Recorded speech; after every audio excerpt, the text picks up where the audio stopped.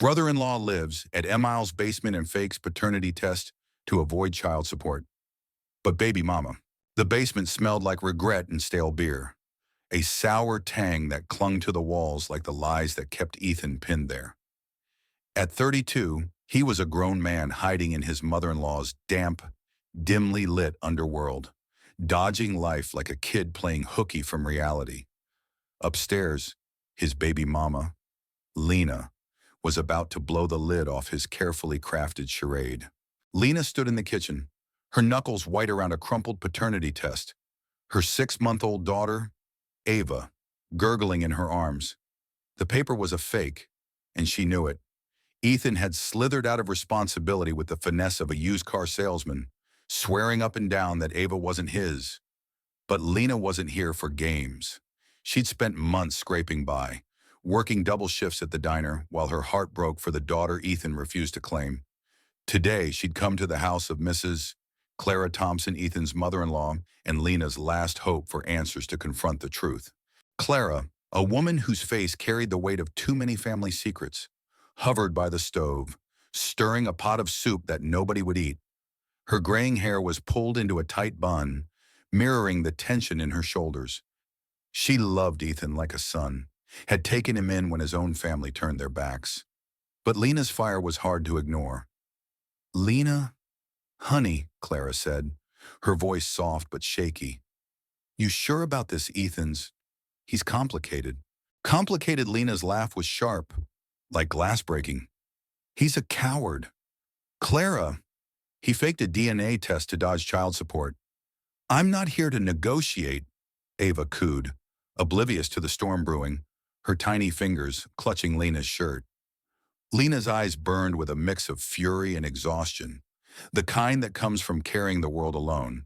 Downstairs, Aunt Ethan sprawled on a sagging couch, a half-empty beer can in hand, the TV blaring some reality show he wasn't watching. The basement was his kingdom, a fortress of pizza boxes, unwashed laundry, and denial.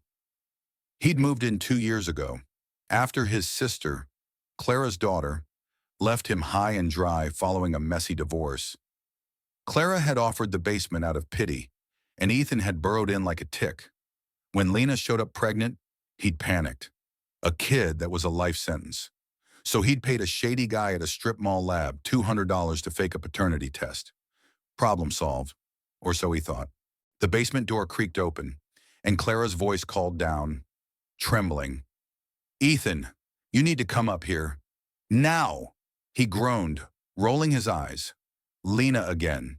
She was like a dog with a bone, always pushing, always demanding. He dragged himself up the stairs, his sneakers scuffing the worn wood, and stepped into the kitchen. The air was thick, like a storm about to break. Lena didn't waste a second. "You think you're slick, Ethan." She held up the forged paternity test, her voice low but deadly. "This is garbage. I had it checked. The lab you used. They're under investigation for fraud." Ethan's smirk faltered, just for a split second, but it was enough. Lena saw it. Clara saw it too, and her hand froze on the ladle, soup dripping onto the counter. "I don't know what you're talking about," Ethan said, leaning against the doorframe, arms crossed like he was bored, but his pulse hammered in his neck. Lena stepped closer. Ava balanced on her hip and held out a new document, a real paternity test, done by a reputable lab. The results were clear, 99.9% probability Ethan was the father. "Explain this," Lena said, her voice steady now, cutting through his bravado. "You lied to me, to Ava, to everyone. You thought you could hide down there forever, didn't you?" Ethan's eyes darted to Clara, searching for an ally. But Clara's face was a mask of disappointment. She'd believed him, defended him, even when her gut whispered he was wrong. "Clara, you know me," Ethan started, his voice climbing. "She's just trying to trap me. I'm not the father. This is some kind of scam." But Clara wasn't buying it anymore. She set the ladle down, her hands trembling, and turned to face him. "Ethan," she said quietly, "I let you stay here because I thought you needed time to get back on your feet. But this, she gestured to Lena, to Ava, to the papers shaking in Lena's hand. This is too far. If you did this, you need to own it. Ethan's jaw tightened. He could feel the walls closing in, the basement's damp chill creeping up his spine.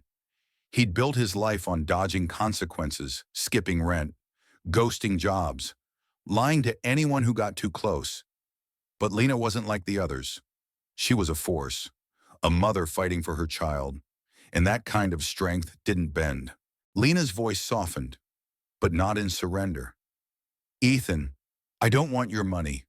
I want you to look at Ava and see her. She's got your eyes, your stubborn chin. She's yours whether you like it or not, and I'll fight for her until my last breath. Ava babbled, reaching out with a tiny hand, and for a moment, Ethan's mask cracked. He saw the resemblance, the truth he'd been running from.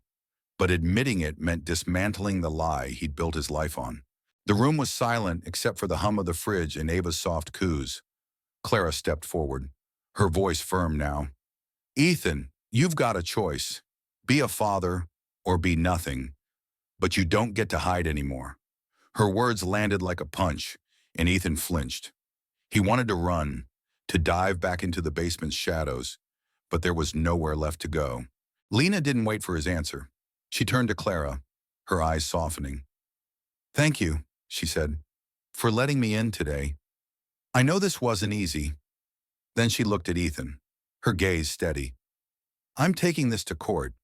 You can't fake your way out of this one. With Ava in her arms, she walked out, her footsteps echoing with purpose. Clara sank into a chair, her face heavy with the weight of what she'd just witnessed. Ethan stood frozen, the forged test still crumpled on the counter, a paper monument to his failure. For the first time, the basement didn't feel like a refuge. It felt like a cage. Days later, Lena sat in her small apartment, Ava asleep in her crib. The court date was set, and the real paternity test was her trump card.